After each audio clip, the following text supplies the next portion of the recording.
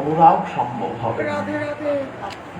গোস্বামীপাদ স্পষ্ট বলে দিলেন চিত্তশুদ্ধির অপেক্ষা রয়েছে। হরিনাম যতই আস্বাদন করো না, যতই করো না কেন, কিন্তু আপনি দেখবেন হরিনামের প্রতি আমার মনটা বসে না। কখনো কখনো দু চার মালা জপ করতে মনটা জাগে, কিন্তু আবার দেখবেন কখনো কখনো আর ভালোই লাগে না, মালার ঝোলাটা হাতে দিতেই ইচ্ছা করে না।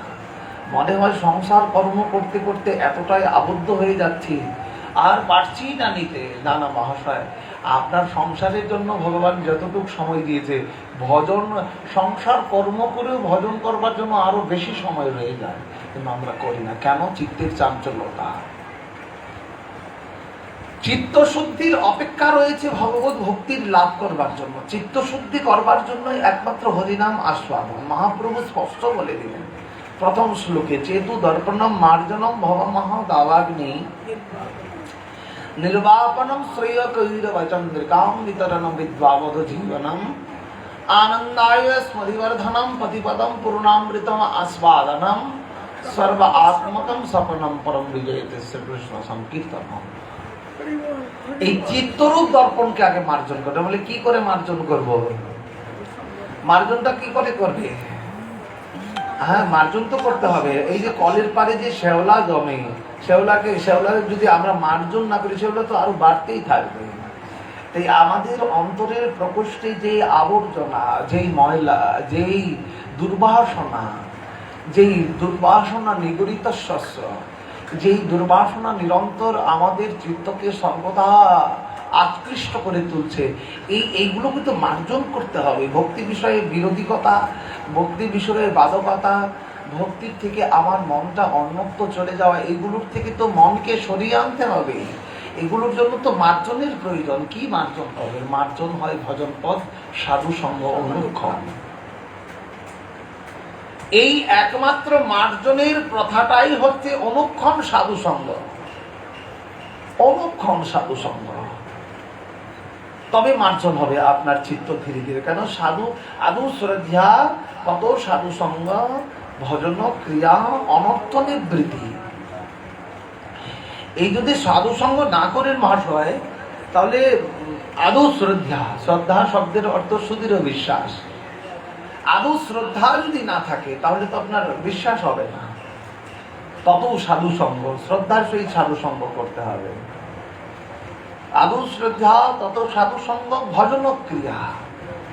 তখন ধীরে ধীরে আপনার এই যে নরোত্তম বলে নাহি ভজ হরি কেন, তো ওই সাধু সঙ্গ করতে করতে আপনি বুঝতে পারবেন আমার কর্ম কি, কি করতে হবে, কি করছি, কি করা কর্তব্য।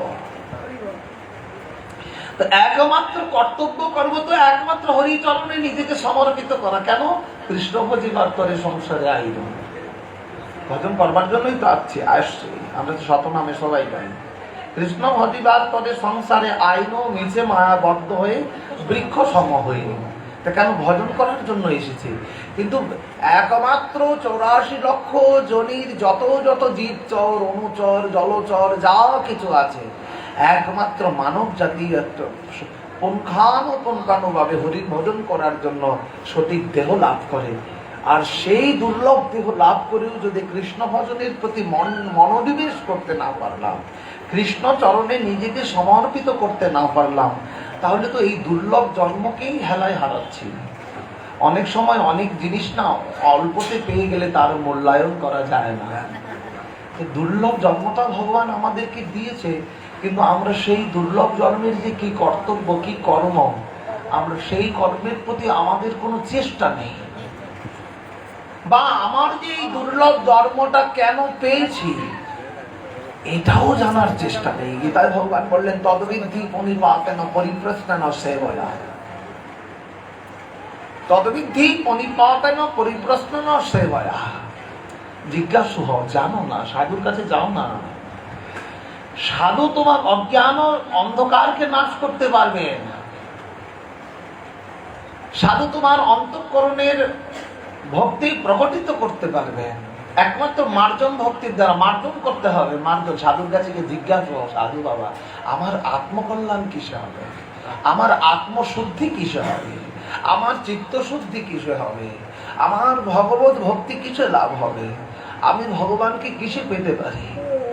এইগুলো তো সাধুর কাছে যেতে হবে, না হলে তো হবে না। এই জন্য নরোত্তম বললেন, ঠাকুর মহাশয় বললেন, মার্জন হয় ভজন পথ সাধু সঙ্গ অনুক্ষণ। একটু একটু নয়, অনুক্ষণ করতে হবে সব সময়। মার্জন হয় ভজন পথ সাধু সঙ্গ অনুক্ষণ, অজ্ঞান অবিদ্যা পরাজয় সব কিছু দূরীভূত হয়ে যাবে।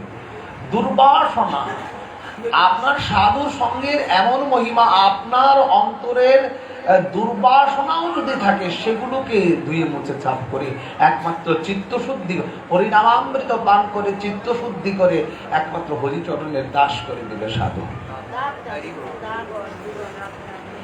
নরোত্তম এইখানে প্রতিপাদ্য বিষয়ে আলোচনা করলেন দুর্লভ ভজনকে। দুর্লভ, এই জন্মটা তোমার দুর্লভ, আবার পাবে কিনা না পাবে সেটা তুমি জানো, সেটা ভগবান জানে, কিন্তু পেয়েছি যখন সেটাকে হেলায় হারাবো কেন? কিন্তু আমরা অধিকাংশ জন যারা সদ্গুরু চরণ পাদ পদ্মকে আশ্রয় করে সাধু সঙ্গের প্রতি মনোনিবেশ হয়েছেন, তাদের জীবনটা তো ধন্য। কিন্তু যারা যারা এখনো অন্ধকার ছন্ন মায়ায় নিরন্তর দগ্ধীভূত হচ্ছেন, নিজে বুঝতে পারছেন না, দগ্ধীভূত হচ্ছেন, ঠাকুর মহাশয় তো বললেন, অগ্নি যেমন পতঙ্গের আকর্ষিয়া মারে। কি করলেন? অগ্নি যেমন পতঙ্গরে আকর্ষিয়া মানে। একরকম পতঙ্গ আছে, কি করে জানেন? পতঙ্গটা তার স্বভাবটা এমন, আগুন দেখলে মনে হয় আরে জল জল জল জল করছে, আরে ওইখানেই মনে আমার আত্মার কিছু পাবো, ওইখানেই মনে আমার আত্মার খোরাক রয়েছে, ওইখানেই হচ্ছে কিছু পাবো। তখন ওই এত ঝলমল ঝলমল দেখে না সে আর স্থির থাকতে পারে না। অগ্নি যেমন পতঙ্গরে আকর্ষিয়া মারে, পতঙ্গ যখনই সেই দিকে ধাবিত হয় মহারাজ তৎক্ষণাৎ তার জীবন নাশ হয়ে যায়। অগ্নি যেমন পতঙ্গের আকর্ষিয়া মারে, পতঙ্গ তখন ওই ধীরে ধীরে যখনই তার ওই কাছে যাওয়া মাত্রই আকর্ষণ করে তাকে ওই অগ্নিতে নিক্ষেপ করে তার জীবনটা নাশ হয়ে যায়। মহারাজ মায়া তদ্রূপ তার বিস্তারের দ্বারা এমন ভাবে আবদ্ধিত করে রেখেছে আপনার চিত্তটা। যত যত কৃষ্ণকে ভুলতে থাকবেন তত তত এই মায়া আপনাকে তার কাছে টানতে থাকবে। মায়া তার সূত্র দিয়ে টানতে থাকবে আপনাকে। কেন? আবদ্ধিত চিত্তের দ্বারাই তো মায়াদেবী তার প্রচার কার্যকে সম্পাদন করেন। আবদ্ধিত চিত্তকে, যার কৃষ্ণ বিস্মৃতি, যে কৃষ্ণের প্রতি শরণৈক প্রাণ নয়, তার চিত্তটা আবদ্ধ চিত্ত, সেই চিত্তটা মায়া চিহ্নিত চিত্ত, সেই চিত্তটা বহির্মুখ চিত্ত। সেই বহির্মুখ চিত্তে কৃষ্ণ আরাধনা হয় না, মায়া তাকে আকৃষ্ট করে তার প্রভাবকে বিস্তার করে, আর আমরাও বহির্মুখতা হয়ে কৃষ্ণকে ভুলতে থাকি। কিন্তু আমাদের জীবন কি যথার্থ তাই? আমাদের জীবন কি যথার্থ তাই? দুর্লভ জন্মকে হারিয়ে দেওয়া কি আমাদের জীবন? অগ্নি পতঙ্গকে আকর্ষণ করে মারে, মায়া তো আমাদের সঙ্গে চলে আমাদের মারছে। কিন্তু আমরা মায়াকে, আমরা নবদ্বীপের একজন সাধু ছিল, একটা উনি পদ গাইতেন, আমরা ছোটবেলায় শুনতাম। উনি পদটা খুব সুন্দর করে গাইতেন মহাপ্রভু মন্দিরে। তো বলতেন, আমি আর কারে বা ডরি, মায়াকে কেন ডরাবো, আমি আর কারে বা ডরি। খুব সুন্দর গাইতেন পদটা, আমার মনে নেই সব। আমি আর কারে বা ডরি, আমি আর কারে বা ডরি, ভবের পারে এলো রে মোদের চৈতন্য তরি, আমি আর কারে বা ডরি, ভবের পারে এলো রে মোদের চৈতন্য তরি। ভবের পারে এলো রে মোদের চৈতন্য তরি, আমি আর কারে বা ডরি। দেখিয়া সমন তরাস পাইল, কপাট হানিল দাঁড়ি। সমন তরাস দেখিয়া সমন তরাস পাইল, সমন ভয় পাচ্ছে, হায় হায়, সমন ভয় পাচ্ছে, আয় হায়। গৌর প্রেম বন্যায় ভাসছে ত্রিভুবন, সমন কি ভয় পাবে না? সমনের কি সময় আছে আর ওই কঠিন চিত্ত আর ওই কৃষ্ণ বহির্মুখতাকে প্রকাশ করতে আর জীবকে কৃষ্ণ বহির্মুখতার দিকে ঠেলে দিতে মহাপ্রভুর প্রেমবন্যায় এমন ভাবে প্রেমের জোয়ার ভাসিয়ে দিয়েছিলেন। মহাপ্রভুর প্রকট লীলায়, নিত্যানন্দের প্রেম প্রচার লীলায়, গোস্বামীগণের প্রচার লীলায় এমন ভাবে প্লাবিত করে দিয়েছিলেন।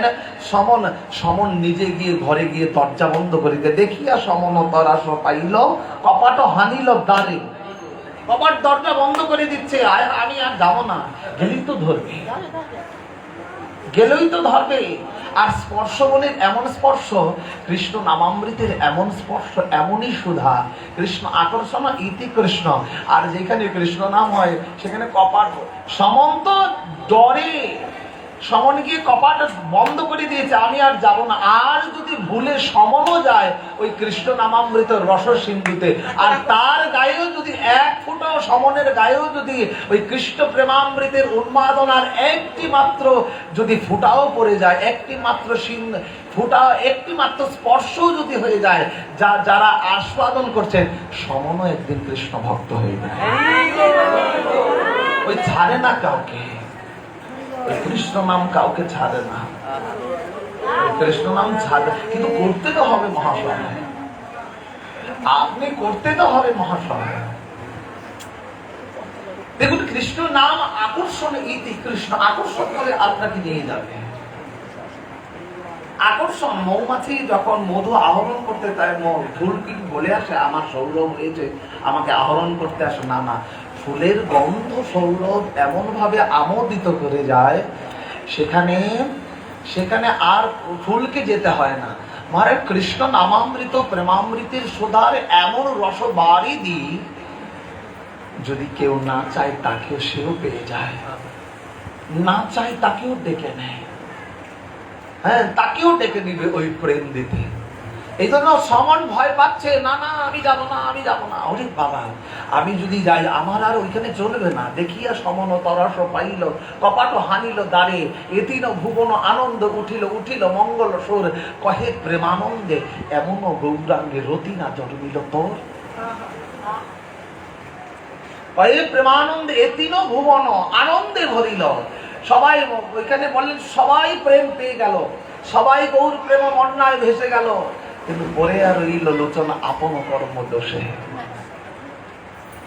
আমাকে ভাবতে হবে এরকম, সব জীব হইল পার প্রেমেরও বাতাসে, সব জীব পার হয়ে গেল গৌর প্রেম বন্যায়, সবাই ভাসে গেল। কৃষ্ণ নামামৃত সবাই ভেসে গেল, কৃষ্ণ প্রেমামৃতে সবাই ভেসে গেল, কৃষ্ণ ভক্তি রসামৃত সিন্ধুতে সবাই অবগাহন করে ফেললো, কিন্তু পরিয়া রইল লোচন আপন কর্ম দোষে। আপন কর্ম দোষে পড়ে রয়েছে, অন্য কারণ দোষ না, আমার। আমি ভুলছি কৃষ্ণকে, কৃষ্ণ আমাকে ভুলাচ্ছে না। আমি ভুলছি কৃষ্ণকে। দৈব ঈশ্বা গুণময়ী মম মায়া দুরত্তয়া।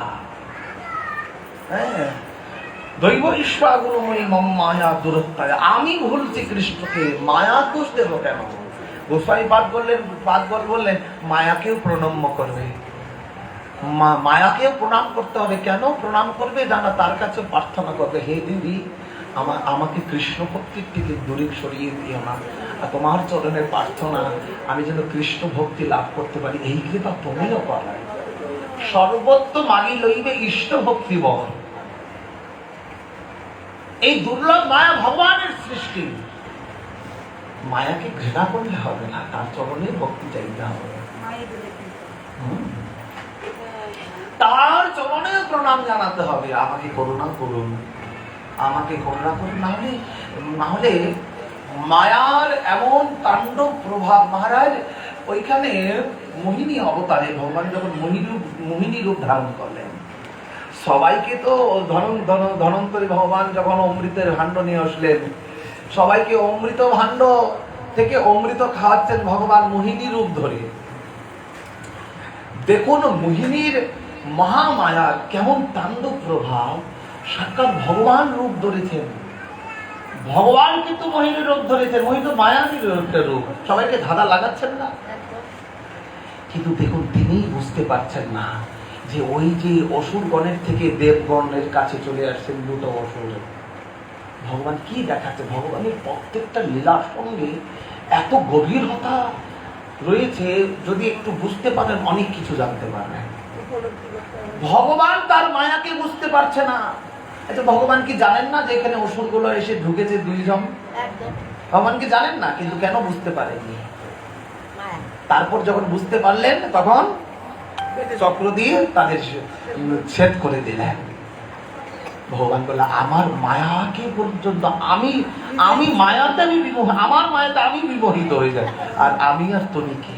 কিন্তু মায়াকে এড়াতে পারে কে? যে গুরু বৈষ্ণব চরণের দাস হয়েছেন, সেই পারবে এড়াতে। অন্য কারোর ক্ষমতা নেই। আমি যদি মনে করি আমার ভজন চেষ্টার দ্বারা আমি মায়াকে এড়াতে পারবো, মহারাজ কদাপি নয়। মায়াকে এড়াতে পারে সেই জন যে গুরু বৈষ্ণবের আনুগত্য নিয়ে নিত্য ভজনের রতি হয়েছেন। যে নিত্য ভজনের রতি হয়েছে তার কাছে সমান আসবে না। সমান জানে তার কাছে গেলে আমি পারবো না তাকে বুঝাতে। কেন? সে তো ভগবানের চরণের দাস হয়ে গেছে। এই জন্য নরোত্তম ঠাকুর মশাই দুর্লভ ভজন কেন, দুর্লভ ভজন হেন, দুর্লভ মনুষ্য জন্ম। এই জন্মটা পেয়েছি দুর্লভ হরি ভজন করবার জন্য।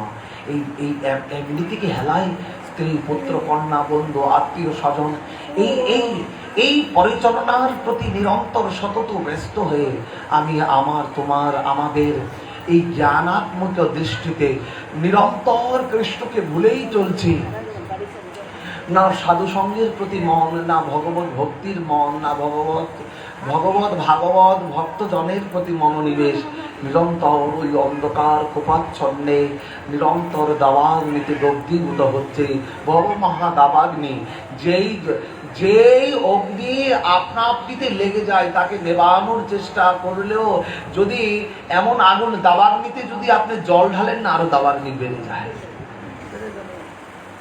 দাবাগ্নিতে যদি জল ঢালেন না, সেটা আরো বেড়ে যায়। তাহলে দাবাগ্নিকে কি করে নির্বাহ বলে? কৌশল জানতে হবে। আপনার অন্তরে যে অন্ধকারের দাবাগ্নি জ্বলছে, কৃষ্ণ বহির্মুখতার দাবাগ্নি জ্বলছে, মাইক জগতের দাবাগ্নিতে আপনি দগ্ধীভূত হচ্ছেন, তাতে কি করে নির্বাপ? শ্রেয় কৈরব চন্দ্রিকাম বহু মহাদাবাগ্নি নির্বাপনম শ্রেয় কৈরব চন্দ্রিকাম বিতরণম বিদ্যাবধূ। সেই ভাবটাকে অবলম্বন করুন। একমাত্র হরিনামামৃত আস্বাদন, একমাত্র সাধু সঙ্গ ভগবত ভক্তির লক্ষ্যে আপনাকে পৌঁছাতে পারে। আর যদি দান, তপস্যা, তপ, হোম, যজ্ঞ আদি যত কিছু অনুষ্ঠান করেন না কেন, কৃষ্ণ চরণে ভক্তির অন্তরায় বস্তু। কিন্তু একমাত্র শুদ্ধা ভক্তির লক্ষ্যে হরিনামামৃত আস্বাদন আর সাধু সঙ্গের মাধ্যমে আপনি ভগবত ভক্তিকে লাভ করতে পারবেন। অন্য না। ওইখানে নরোত্তম ঠাকুর মহাশয় বললেন, অন্য অভিলাষ ছাড়ি গান কর্ম পরিহরি কায় মনে করহ ভজন। গোস্বামীপাদগণ বলে, অন্য অভিলিষ্টাম শূন্যম জ্ঞান কর্মাদ্বৃতম ভক্তির আনুকূল্যেন ভক্তির উত্তমা গতি। হ্যাঁ, আনুকূল্যেন সংকল্প। অন্য অভিলাষকে ছাড়ো। আমি কৃষ্ণ ভজন করে কি পাবো সেটা চিন্তাটা ছেড়ে দাও। কৃষ্ণ, আমি তোমার ভজন করে আমি কি পাবো এই ভাবটাকে ছেড়ে দাও। এই ভাব রাখো অন্তরে, কৃষ্ণ আমি তোমার ভজন করছি শুধু আমার জন্য নয়, তোমার সেবা করব, প্রাণ জুড়াবো, আমি দাসী হব, সেবা পাবো, এই তো মনে আশা। আমার অনন্তকাল ধরে মনের আশা তোমার চরণ পাবো, সেবা করব, দাসী হব। এই ভাবনাটা আমার অন্তরে দাও। অহিতকিত ওই নন্দ তনুজম পতিতম কিঙ্করং মাং বিষমে ভবাদ বধূ কৃপয়া। মহাপ্রভু বললেন, কৃপয়া তব পাদ পঙ্কজ স্থিত ধূলি সদৃশ্য বিচিন্তয়। আমি তোমার চরণের ধূলি হতে চাই, আর অন্য তো কিছু নয়। এই হচ্ছে ভক্তের পরিচয়। এই হচ্ছে ভক্তের পরিচয় হচ্ছে হেই ভক্তের পরিচয়। আসো, ভক্তের পরিচয় এমনিতে নয়। ভক্ত তার পরিচয় দিয়ে দিবে যে আমি ভক্ত। বলছে না, তুমি ভক্ত নও। ভক্ত তাকেই বলে যে দুর্লভ জনমকে সার্থক করতে পেরেছে মহাশয়।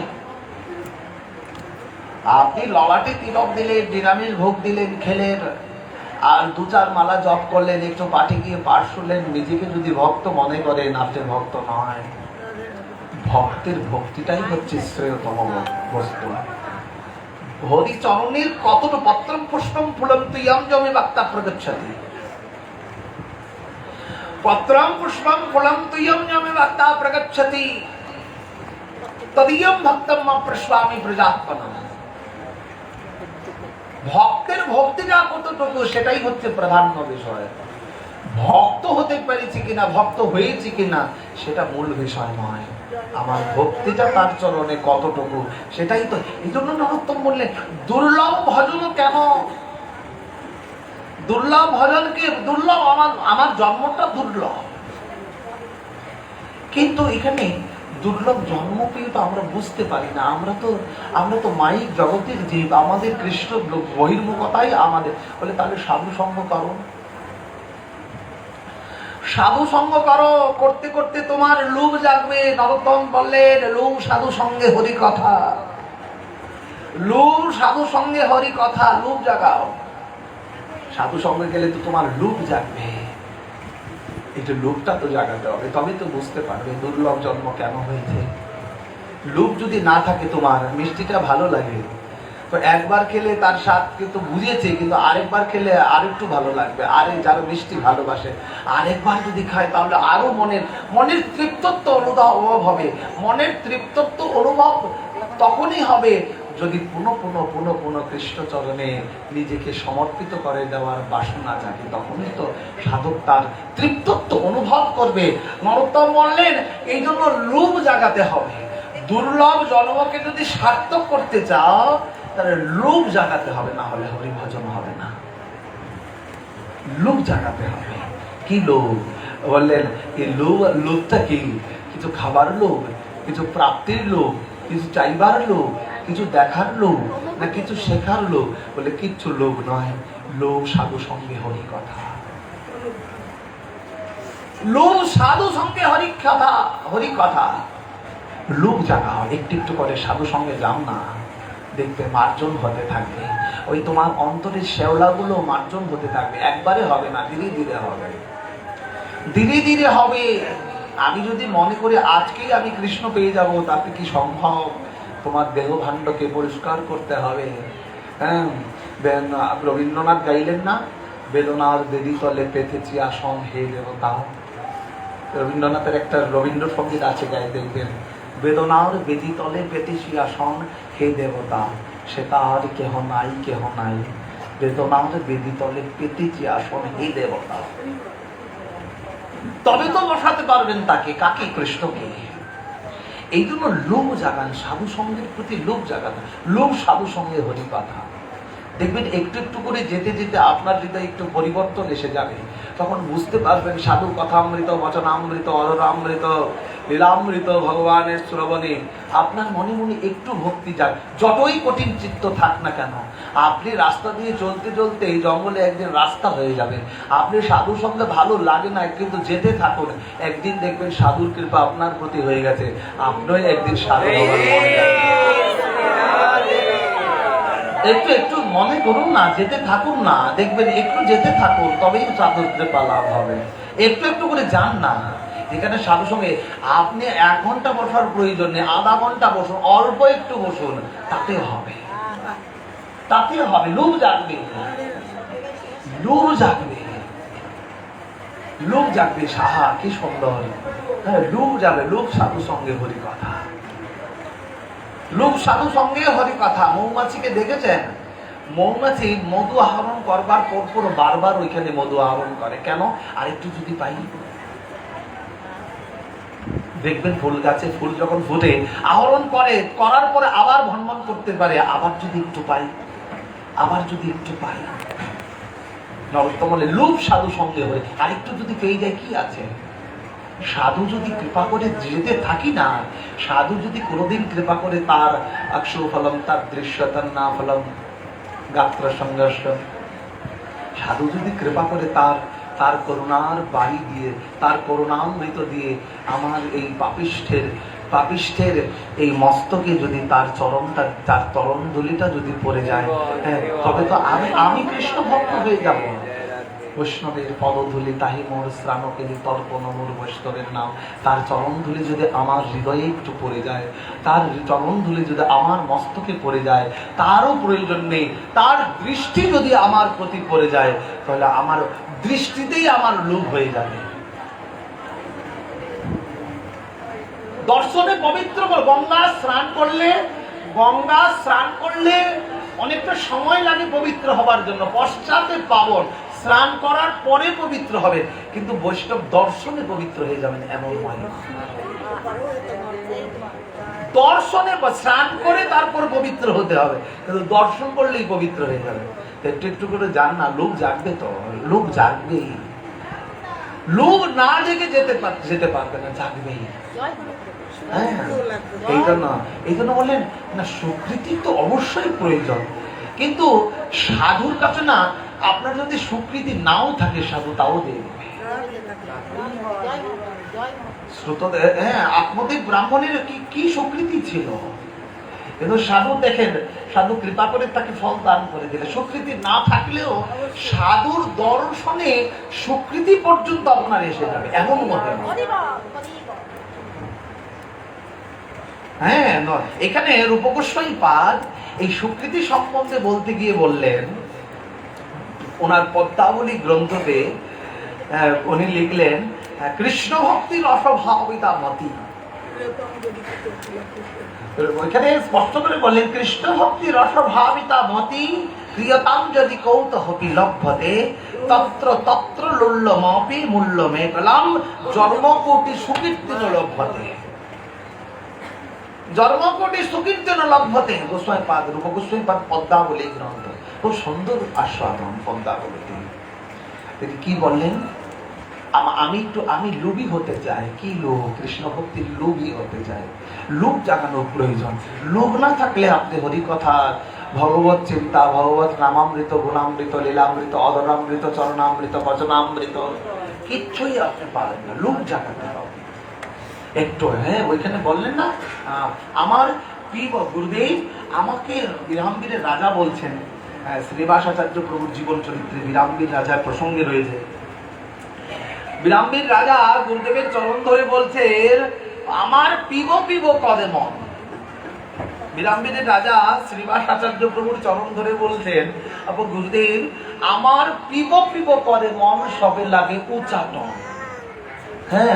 পিব করে মন, সবে লাগে উচাটন, এমনই তোমারও ব্যবহার। পিব করে মন, সবে লাগে উচাটন। এত স্বাদিষ্ট হয়েছে না, এত স্বাদিষ্ট হয়েছে না, থালের থেকে খাবার পর হাতটাকে চাটবার ইচ্ছা জাগে। স্বাদ না হলে কি হাতের থেকেও চাটার ইচ্ছা জাগে নাকি কারণ? এই জন্য বলি, পিব করে মন, সবে লাগে উচাটন। এমনই তোমার ব্যবহার। গোস্বামী পাদ বলে, এটাই তো উচাটন। কৃষ্ণ ভক্তির রসভাবিতা মতে, কৃষ্ণ ভক্তির উচাটন জাগবে অন্তরে। কার মাধ্যমে? সাধু সঙ্গের মাধ্যমে, গুরু সঙ্গের মাধ্যমে উচাটন। উচাটনে জাগবে। বা একবার খাওয়ার পর বারবার, আরে কি স্বাদ, একটু চাটনি না, চাটনিটা খাই না। যেদিন চাটনিটা স্বাদ হয় বারবার চাই না, আর একটু চাটনি আমাকে একটু দিন না, আমাকে একটু চাটনি দিন ভাই, চাটনিটা ভালো হয়েছে, আর একটু খাই। তো চাটনিতে একবার খেয়েছেন, আবার কেন খাচ্ছেন? বলে, না ভালো লাগছে। না ভালো লাগছে কেন? না জিহ্বা চাটনির স্বাদটা বুঝতে পেরেছে, এই জন্যই তো ভালো লাগছে। আপনাকে যদি এনে একটু শশার তরকারি দেওয়া হয়, আবার খাবেনই না। এই তিতা লাগে, খাবো না, তিতা লাগে, খাবো না, শশার তরকারি তিতা হয়, এই খাবো না। তাহলে জিহ্বা আপনার স্বাদটাকে বুঝতে জানে। জিহ্বার এমন, জিহ্বা আপনার স্বাদটাকে বুঝতে জানে। নরোত্তম ঠাকুর মহাশয় বললেন, জিহ্বা যেমন স্বাদকে বুঝতে পারে, তেমন হরিনামামৃত সাধু সঙ্গ আপনার অন্তরে এমন আস্বাদন করিয়ে দিবে, এমন লোভ জাগিয়ে দিবে, ওই চাটনির মতো বারবার খেতে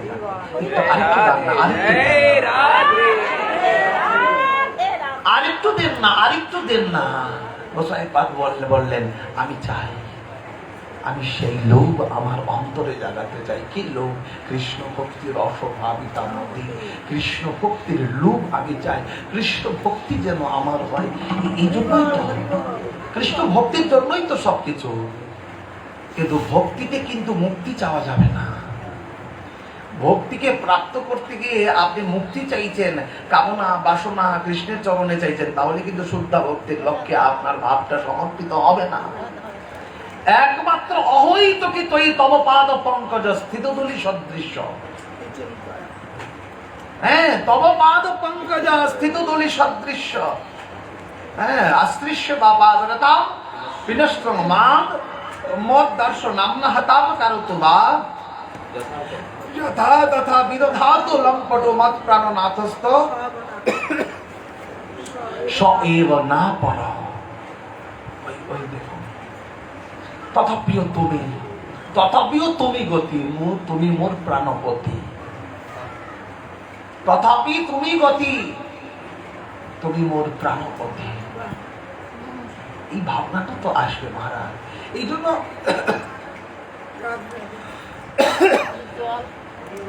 গোস্বামী পাদ বললেন না, কৃষ্ণ গোস্বামী পাদ বললেন আমি কৃষ্ণ ভক্তির রসে আমি ডুব দিতে চাই। কৃষ্ণ ভক্তি রস ভাবিতা মতি। প্রিয়তাম যদি কৌতূহলী লভ্যতে। আমি না এমন পিপাসিত, আমাকে যদি কেউ একটু সেই লোভ জাগাতে পারত,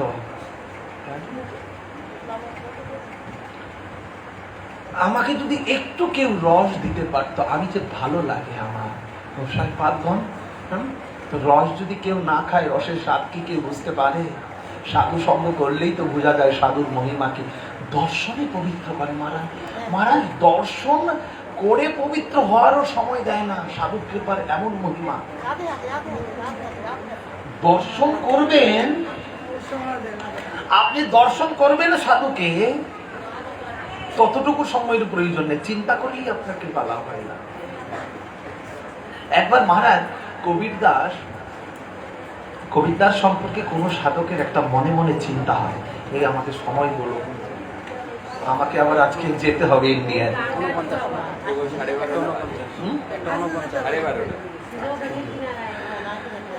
এখন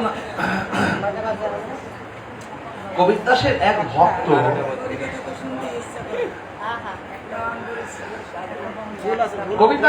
ভক্ত মনে মনে চিন্তা করছেন, কবির দাসের সম্পর্কে তার একটু চিন্তাটা অন্যরকম হলো। কবির দাস তো সমর্থ গুরু রামানন্দ আচার্যের শিষ্য, কিন্তু সে কি কখনো কৃষ্ণ ভক্তি তার অন্তরে কি গোপী প্রেমের কি তার প্রবেশ রয়েছে? সে মনে মনে ভাবছে। এক ভক্ত, কবির দাস রামানন্দ আচার্যের ভক্ত, সে তো রাম ভক্ত, রামের উপাসক, কিন্তু জাতিতে মুসলিম কবির দাস। কিন্তু সে কি ওই রাধা মাধবের রাসাত্মক লীলা কি তার অন্তরে যথার্থভাবে পর্যবসিত হয়? সে কি চিন্তনে রাধা মাধবের লীলাকে দর্শন করতে পারে? তো যেই ভক্ত মনে মনে ভাবছেন, সেও কিন্তু ভজনানন্দী ভক্ত, কিন্তু সেদিন থেকে তার ভজন সব চৌপাট হয়ে গেল। কেন? ভক্তের প্রতি একটু বিরোধীকর ভাবনার চেষ্টা। তার কি প্রবেশ রয়েছে ওইখানে? কথা বলবেন না কেউ, অসুবিধা হয়। ওই কবির দাসের কি যথার্থ ওই রাধারানীর লীলা আস্বাদনে, তিনি তো রাম ভক্ত, তার কি যথার্থ প্রবেশ রয়েছে? যেই এই ভাবনা হয়েছে, যেই সাধক মনে মনে ভাবছিলেন, তার ভজন সব চলে গেল। এখন সাধক যে, তার ভজনটাই তো জীবাণু বস্তু। তবাস্মি রাধিকা নাথ কর্মণা মনসা গিরা কৃষ্ণকান্ত তবাস্মি যুগামে গতির মামা। তার গতি সবকিছু ওই কৃষ্ণ ভজনে। যদি সাধকের ভজন না হয়, তার হরিদাস ঠাকুর নাম সংকীর্তন, সংখ্যা সংকীর্তন না হয় পুরাণ, মহাপ্রসাদ আনিয়াছ কেমনই উপেক্ষিব, বললেন না? হ্যাঁ, হরিদাস ঠাকুর বলে, আমি অসুস্থ, আমার মন, শরীর অসুস্থ নয়, দেহ নয়, অসুস্থ, যেন সংখ্যা সংকীর্তন না হয় পূরণ। তো সাধকের যখন ভজন হয় না, তার মানে অত্যন্ত তীব্রতা অনুভব হয়, আমার দ্বারা ভজন হচ্ছে না, কৃষ্ণ তোমার চরণে আমি নিজেকে সমর্পিত করতে পারছি না, তোমার চরণে আমার, তোমারও চরণ পাদ কমল পাদ পদ্মচরে আমার ভক্তি হচ্ছে না। চিন্তা করবে সাধক। কবির দাসের চরণে যখনই ভাবলেন, সেই সাধকের ভজন সব চৌপাট হয়ে গেল, ভজন হচ্ছে না, কি করবে? তো এক একজন সাধকের কাছে যাইতে লাগলেন, গিয়ে গিয়ে জিজ্ঞেস করতে, আমার কি যেন হয়েছে, আমি তো ভজন হচ্ছে না আমার দ্বারা। সাধকগণ তখন বললেন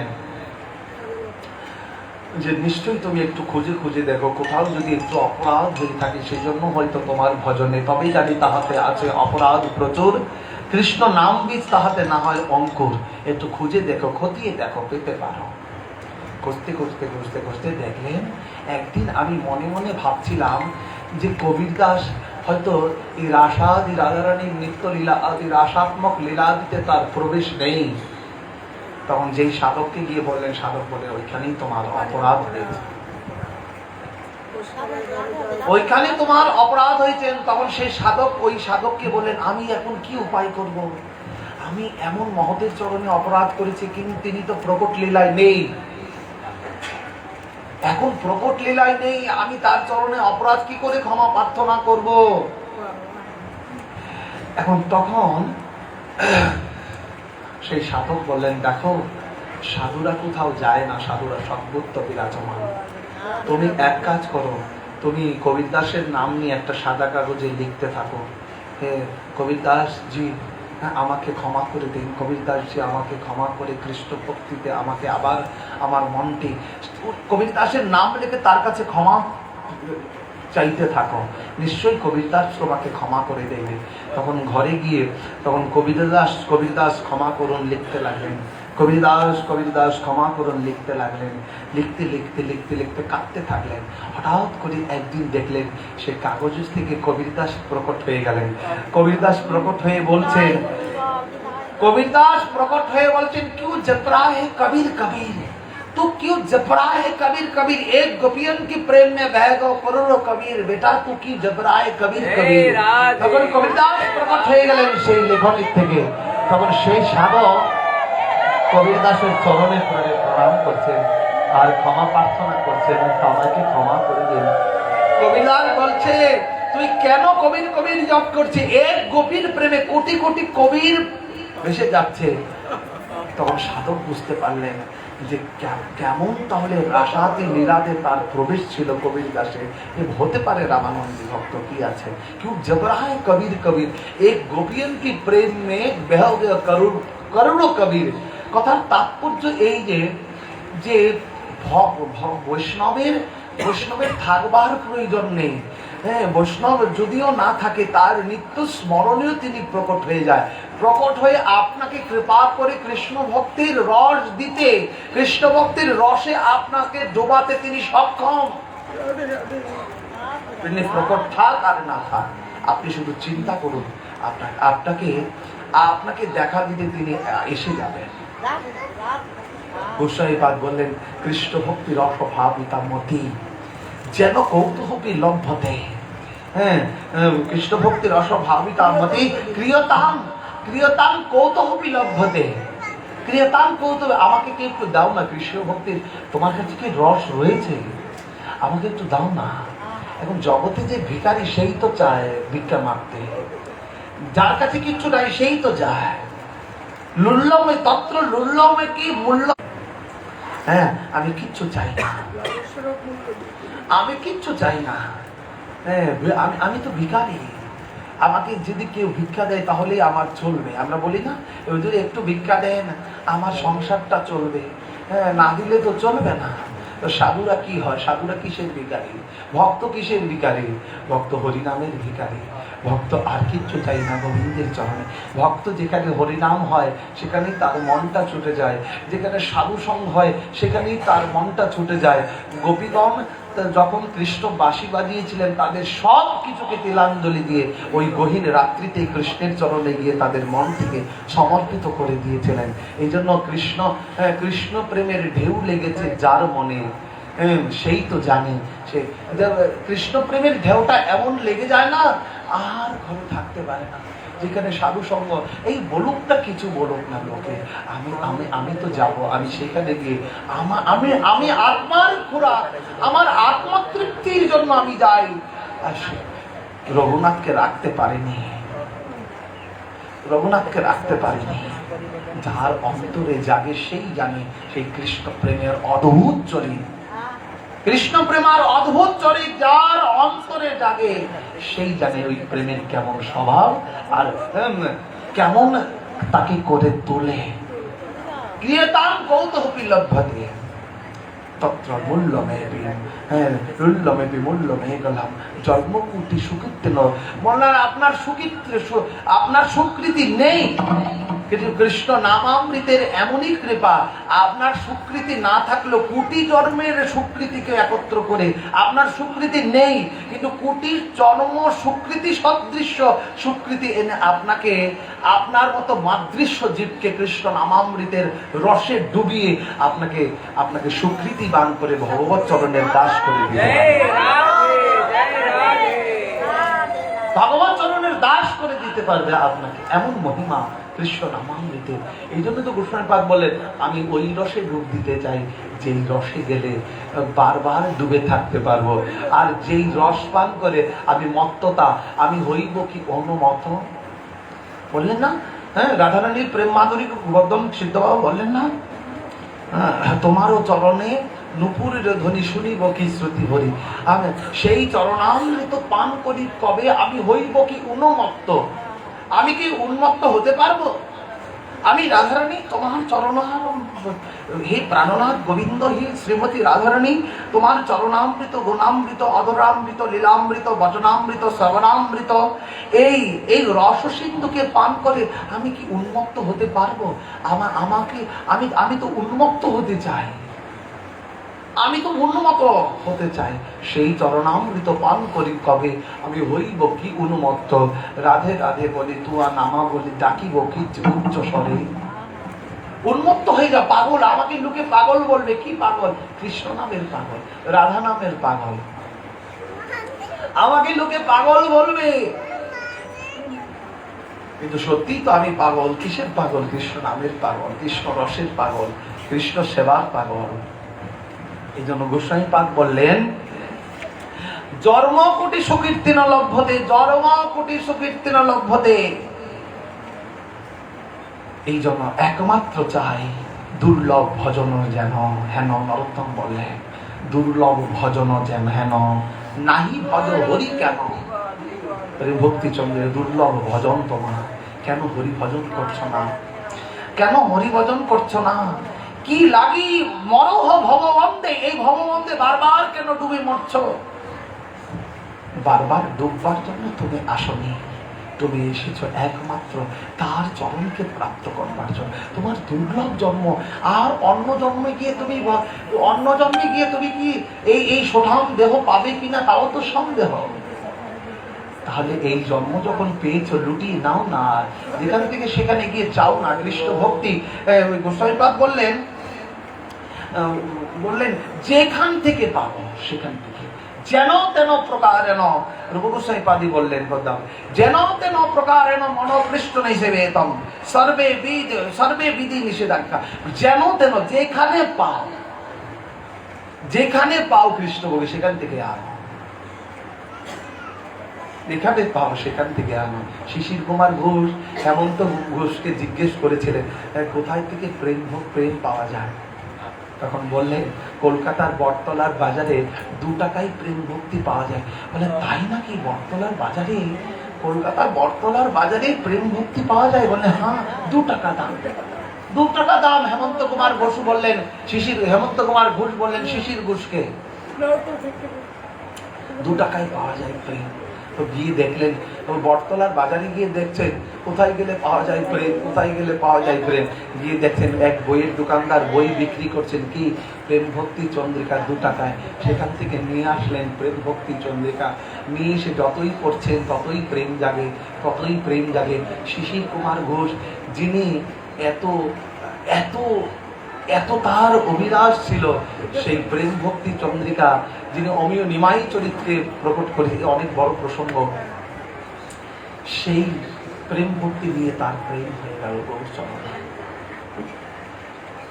এই জন্য কৃষ্ণ বললেন যেন তেন প্রকারেণ যেখানে পাও সেখানে চলে যাও, যদি একটু পেয়ে যাও কি আছে, যদি একটু পেয়ে যাও ভক্তি, তবেই ওই ভক্তি দিয়ে ওই এক কৃষ্ণ প্রেম সুখ সিন্ধু পাই তার এক বিন্দু দিয়ে জগৎ ডুবাতে পারবে। সাধু যদি এক বিন্দু তোমাকে দিয়ে দেয়, ভগবান যদি এক বিন্দু দেয়, সেই বিন্দু দিয়ে তুমি জগৎকে প্লাবিত করতে পারবে। বিশ্বপ্রেম সুখ সিন্ধু পাই তার এক বিন্দু, সে বিন্দু জগৎ ডুবায়, জগৎকে ডুবাতে পারবে সেই রস সিন্ধু দিয়ে। এই তো নরোত্তম বললেন দুর্লভ ভজনও কেন, দুর্লভ জন্ম তোমার, এই জন্মটাকে এভাবে হারিও না। বদন বলিয়া হরি হরি বলো, শুধু না জমের ধার, বদন বলে হরি হরি বলো, জমের ধারে কেন যাবে?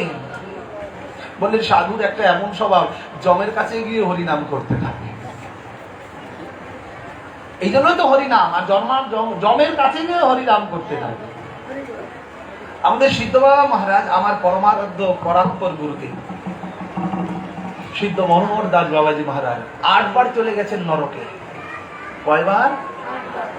8 বার সশরীরে নরকে গেছেন, গিয়ে যমরাজের সঙ্গে হরি কথা আস্বাদন করে আসছেন সশরীরে।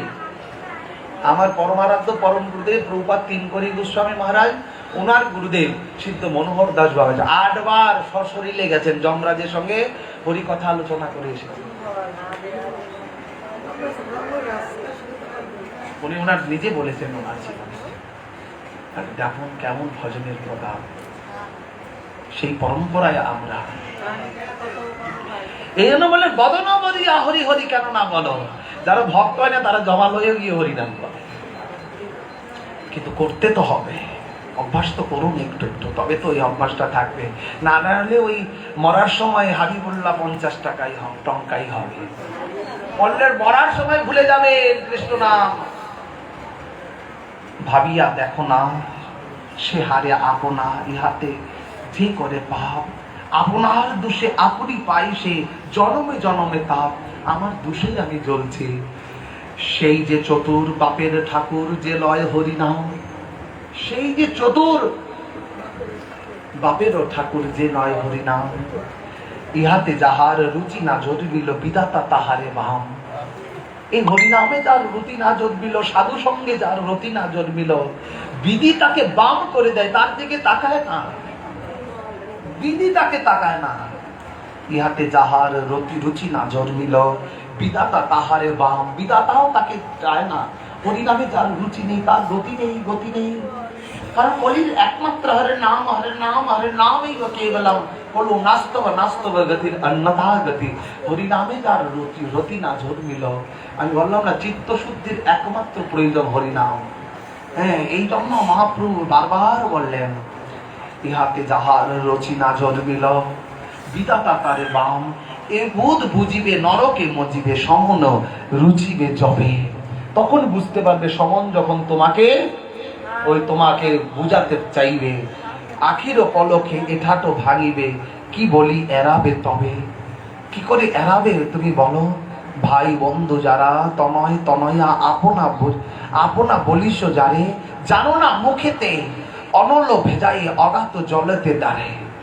জমালয় এমন মূরতি দেখিয়া ডরে ডরাইয়া তিলে না রহিবে ঘর, কহে প্রেমানন্দে হরি হরি বল নাবিন সকলে।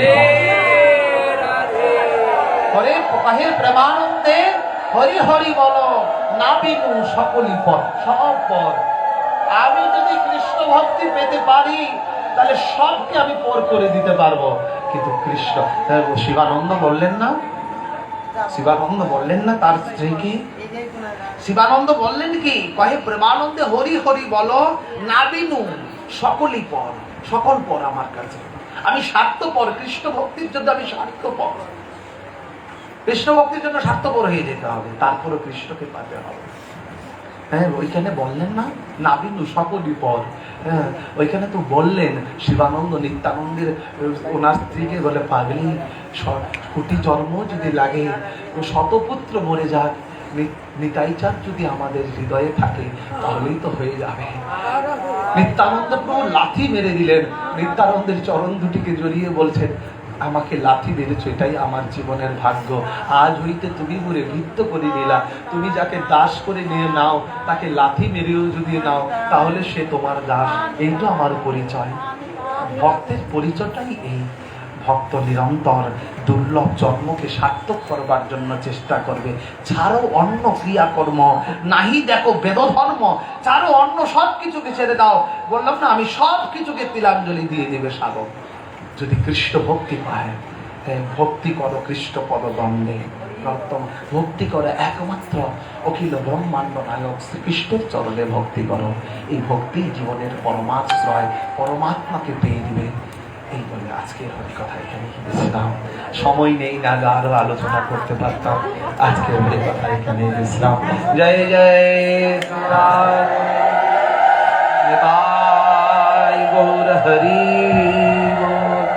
শুভম করে একটু বলো।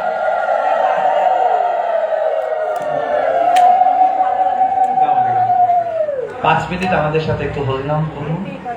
আমাকে যেতে হবে আজকে। সূর্য আসো।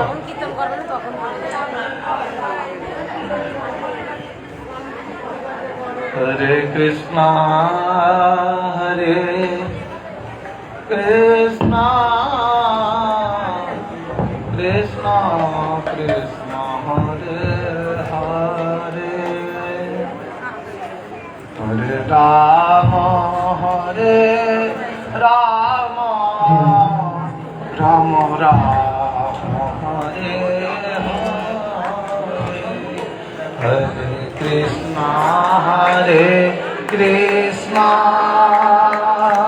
কৃষ্ণ কৃষ্ণ হরে হরে হরে রাম হরে রাম